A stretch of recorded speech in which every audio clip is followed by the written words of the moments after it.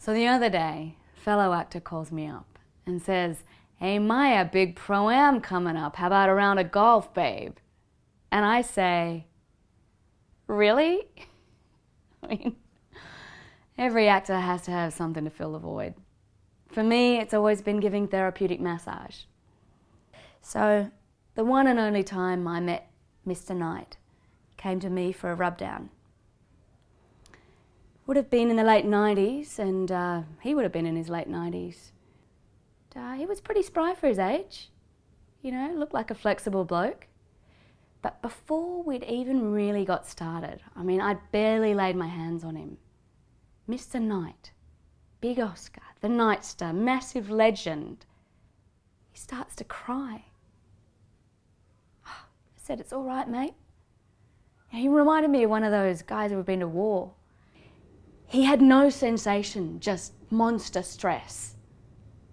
And he asked me, could I help? So I said to him, "You know, Mr. Knight, we'll never know if we don't give it a go." You know, Mr. Knight named every one of his aching joints after Hollywood studios. So his knees were in Santa Monica, his pelvis was in Burbank somewhere. Yeah, he was in a bad way, Mr. Knight was. Now, I don't want to blow my own trumpet, but I've got the touch. So you could almost literally see the stress leaving him just in waves and decades. Like watching a desert become a beautiful garden again. At the end of the session, Mr. Knight jumps up and he says to me, "Hey Maya, let me at him."